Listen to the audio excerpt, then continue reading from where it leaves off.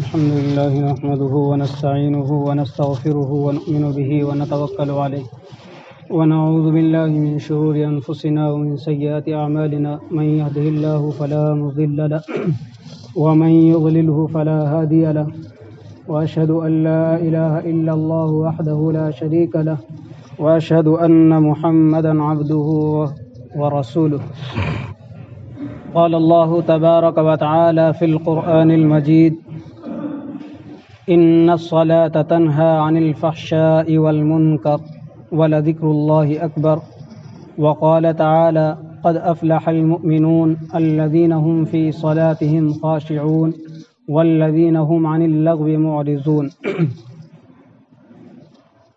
قال النبي صلى الله عليه وسلم من ترك الصلاة متعمدا فقد كفر أو كما قال عليه الصلاة والتسليم۔ پیارے بزرگوں اور عزیز نوجوانوں، پچھلے جمعے میں آپ حضرات کے سامنے نئے سال کی حقیقت کہ اس میں مسلمانوں کا کیا عمل ہونا چاہیے اور کچھ نماز کی ترغیب دی گئی تھی، اسی بیان کو آگے بڑھاتے ہوئے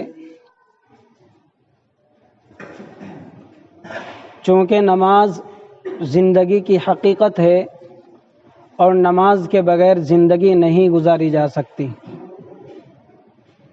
انسان کی زندگی میں نماز کے بغیر نور نہیں آ سکتا۔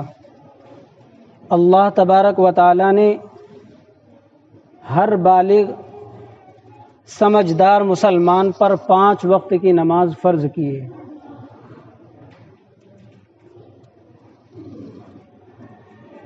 اس لیے ہر مسلمان مرد و عورت کو نماز کی پابندی کرنا، اس کا اہتمام کرنا اور اپنی نمازوں کو صحیح اور سنت طریقے پر ادا کرنا بہت ضروری ہے۔ حدیث پاک میں اللہ کے نبی صلی اللہ علیہ وسلم ارشاد فرماتے ہیں کہ جو شخص نماز کی پابندی کرتا ہے، نماز کی حفاظت کرتا ہے، اچھی طرح وضو کرتا ہے اور اپنی نماز میں اچھی طرح رکوع اور سجدہ کرتا ہے، اطمینان کے ساتھ نماز کو ادا کرتا ہے، تو اللہ تبارک و تعالی اس نمازی کا 5 طریقے سے اعزاز اور اکرام فرماتے ہیں۔ کس کا؟ جو نماز پڑھتا ہو پابندی کے ساتھ، جماعت کا اہتمام کرتا ہو، وضو کو اچھی طرح کرتا ہو، سرسری وضو نہ کرتا ہو، اور اپنی نماز کے رکوع اور سجدے کو اچھی طرح اور اطمینان سے ادا کرتا ہو اور اپنی نماز میں سکون سے نماز پڑھتا ہو، تو ایسے نمازی کا اللہ تبارک و تعالی 5 طریقے سے اعزاز فرماتے ہیں۔ پہلا اکرام اور پہلے اعزاز اللہ کی طرف سے اس نمازی کا یہ ہوتا ہے کہ اللہ تبارک و تعالی ایسے نمازی کی رزق میں برکت عطا فرماتے ہیں۔ ایسا نمازی جو اچھی طرح سے نماز پڑھتا ہو وہ رزق کی تنگی میں نہیں مر سکتا، اس کو رزق کی تنگی نہیں آ سکتی، بھوکا نہیں سوئے گا۔ دوسرا اعزاز اللہ کی طرف سے نمازی کا ہوتا ہے کہ اللہ تبارک و تعالی ایسے نمازی کو قبر کے اندر عذاب نہیں دیں گے۔ اور تیسرا اعزاز نمازی کا ہوتا ہے کہ اللہ تبارک و تعالی قیامت کے دن اس نمازی کے دائیں ہاتھ میں اس کا نامہ اعمال تھمائیں گے۔ دائیں ہاتھ میں نامہ اعمال کا آ جانا یہ کہلاتا ہے کہ گویا کہ اللہ تبارک و تعالی نے اس کی مغفرت فرما دی، اور یہ کامیاب انسان رہا ہے دنیا کے اندر۔ جس کے سجے ہاتھ میں، داہنے ہاتھ میں نامہ اعمال ہوگا وہی کامیاب شخص رہے گا، اللہ کی طرف سے اسی کو کامیابی کا سرٹیفکیٹ ملے گا۔ تو قیامت کے دن ایسے نمازی کے داہنے ہاتھ میں نامہ اعمال دیا جائے گا جو نماز کو پابندی سے ادا کرتا ہو اور نماز کے اندر سکون اور اطمینان حاصل کرتا ہو، یعنی اس کے رکوع اور سجدے کو اچھی طرح سے ادا کرتا ہو، جلدی جلدی نماز نہ پڑھتا ہو، مسجد میں آنے سے پہلے جانے کی فکر نہ رہتی ہو، اور چوتھا اعزاز اور اکرام اللہ کی طرف سے نمازی کا یہ ہوگا کہ پل صراط سے جلدی سے گزر جائے گا، بجلی کی طرح گزر جائے گا۔ اور پل صراط کا حال آپ کو معلوم ہے، پل صراط کا حال یہ ہے کہ بال کتنا باریک ہوتا ہے، اس سے باریک راستہ ہے، تلوار کتنی تیز ہوتی ہے، اس سے زیادہ تیز۔ تو ایسا شخص جو نماز کی پابندی کرتا ہو اور نماز کو سکون سے ادا کرتا ہو تو اللہ کی طرف سے اس کا اعزاز یہ ہوگا کہ پل صراط سے آسانی سے گزر جائے گا اور جلدی سے گزر جائے گا۔ پانچواں اعزاز اللہ کی طرف سے ایسے نمازی کا یہ ہے کہ بغیر حساب کتاب کے جنت میں داخل ہوگا۔ تو جو شخص نماز کی پابندی کرتا ہو، نماز کو اچھی طرح سکون سے ادا کرتا ہو، سنتوں کا اہتمام کرتا ہو، تو اللہ کی طرف سے اس کے لیے کتنے اعزاز اور اکرام فرمایا گیا ہے؟ 5 طریقے سے۔ رزق کی تنگی نہیں ہوگی، قبر میں عذاب نہیں ہوگا، اور ایسے شخص کے داہنے ہاتھ میں نامہ اعمال دیا جائے گا، پل صراط سے بجلی کی طرح گزر جائے گا، اس کا حساب نہیں لیا جائے گا، بغیر حساب کتاب کے جنت میں داخل ہوگا۔ اور جو نماز کی پابندی نہ کرتا ہو، نماز کو چھوڑ دیتا ہو جو کہ اللہ نے فرض کی ہے، اللہ کا حکم ہے کہ دن میں 5 وقت کی نماز پڑھی جائے، تو بندہ اللہ کے حکم کو توڑ دے، اللہ کی نافرمانی کر دے اور دن اور رات میں 5 وقت کی نماز ادا نہ کرتا ہو، تو اللہ کے نبی نے فرمایا کہ ایسے شخص کو اللہ تبارک و تعالی 15 طریقے سے عذاب دے گا۔ اور پہلا عذاب یہ ہوگا جو دنیا کے اندر اس کو 5 طریقے سے عذاب دیا جائے گا، جیسے اللہ 5 طریقے سے اعزاز فرمائیں گے، ایسے ہی دنیا کے اندر بے نمازی کو 5 طریقے سے اس کو عذاب ہوگا۔ پہلا عذاب بے نمازی کے لیے، چاہے وہ محسوس نہ کرتا ہو، لیکن اللہ کے نبی نے فرما دیا تو یہ سچ ہے اور حقیقت ہے۔ تو پہلا عذاب دنیا کے اندر بے نمازی کے لیے یہ ہے کہ اس کی زندگی میں برکت نہیں ہوگی۔ اور زندگی میں برکت کا مطلب یہ ہے کہ اس کی زندگی یوں ہی گزر جائے گی، نہ اس کو دن کا پتہ ہوگا نہ رات کا پتہ ہوگا، اس کے گھنٹے منٹوں میں گزر جائیں گے۔ یا دوسرا مطلب یہ ہے کہ اس کی زندگی مختصر ہوگی، یعنی وہ جلدی سے مر جائے گا۔ اور دوسرا عذاب دنیا کے اندر یہ ہوگا کہ اس کی دعا کو قبول نہیں کیا جائے گا، کتنی بھی دعائیں مانگے بے نمازی کی دعا قبول نہیں کی جائے گی۔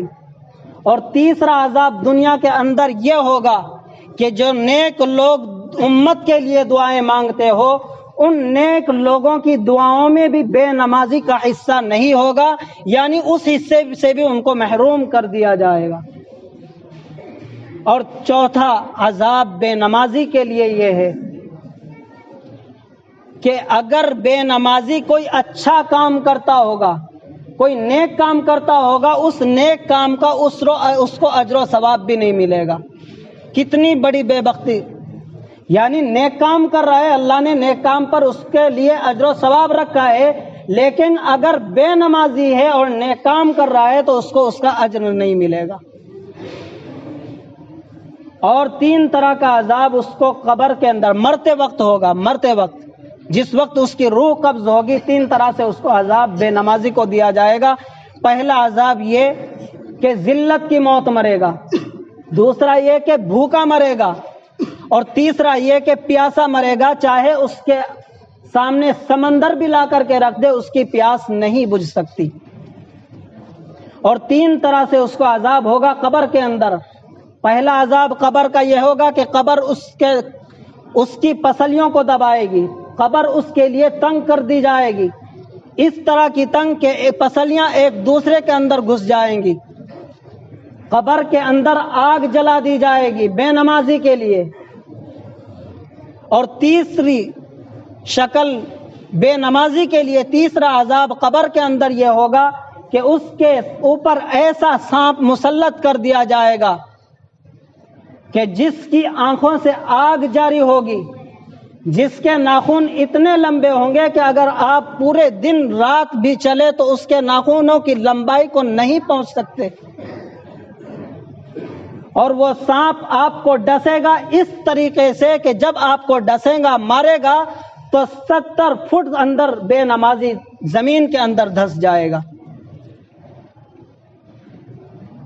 اس لیے ہمیں چاہیے کہ ہم نمازی بنیں. نمازی کا اللہ تبارک و تعالی اعزاز اور اکرام فرماتے ہیں. بے نمازی نہ بنے، بے نمازی نہ رہے. بے نمازی کو اللہ تبارک و تعالی طرح طرح سے عذاب دیتے ہیں. اور بے نمازی کے لیے اللہ کے نبی صلی اللہ علیہ وسلم نے ارشاد فرمایا من ترک الصلاۃ متعمدا فقد کفر. جس نے ایک وقت کی بھی جان بوجھ کر کے نماز چھوڑ دی گویا کہ اس نے کفر والا عمل کیا. اللہ کے نبی کی حدیث کا مطلب تو یہی ہے کہ وہ کافر ہو گیا. بعد میں علماء کرام نے اس کی تشریح فرمائی ہے، لیکن اگر حدیث کا ترجمہ اور مطلب ترجمہ کریں گے تو حدیث کا ترجمہ یہ نکلے گا کہ جس نے جان بوجھ کر ایک وقت کی نماز چھوڑ دی تو وہ کافر ہو گیا. لیکن علماء اس کی تشریح فرماتے ہیں کہ گویا کافر تو نہیں ہو گیا، کافروں جیسا عمل کیا اس نے نماز چھوڑ کر کے. اللہ کے نبی صلی اللہ علیہ وسلم کے زمانے میں منافق کی بھی حیثیت نہیں ہوتی تھی، وہ بھی ڈر کے مارے نماز پڑھا کرتا تھا. اللہ کے نبی صلی اللہ علیہ وسلم کی وعید ہے کہ ایسے نمازیوں کی جو گھروں کے اندر اپنی نمازیں ادا کر لیتے ہیں اور مسجد کے اندر جماعت سے نماز کا اہتمام نہیں کرتا ہے، ان کے لیے لکڑیاں جمع کی جائے اور ان کے گھروں کو جلا دیا جائے. کس کے لیے وعید ہے؟ جو نماز پڑھتا ہو لیکن گھر کے اندر نماز پڑھ رہا ہے، مسجد میں جماعت کے ساتھ نہیں پڑھ رہا ہے. اور جو بالکل نماز ہی نہ پڑھتا ہو، نماز کو چھوڑ رہا ہو، تو ایسے شخص کے لیے اللہ کے اور اللہ کے نبی صلی اللہ علیہ وسلم کی کتنی خطرناک وعید ہوگی اور اللہ ان کو کیسے عذاب سے نوازے گا. اس لیے ہمیں چاہیے کہ ہم نمازوں کا اہتمام کریں. نماز کو یوں سرسری نہ سوچے. اللہ نے فرض کی ہے اور اللہ کا جو اللہ نے فرض کی ہے اس کو ادا کرنا بہت ضروری اور لازم ہے. اور اللہ نے 5 وقت کی نماز انسان کے ذمے، مسلمان کے ذمے فرض کی. اب دوسری بات یہ ہے کہ جو حضرات نماز پڑھتے ہیں ہم اپنی نمازوں کو سنت طریقے پر لانے کی کوشش کریں، سنتوں کا اہتمام کریں. ہماری نمازوں کے اندر خشوع اور خضوع غائب رہتا ہے، اسی لیے ہماری نماز ہم کو برائی کے کاموں سے نہیں روک پا رہی ہے.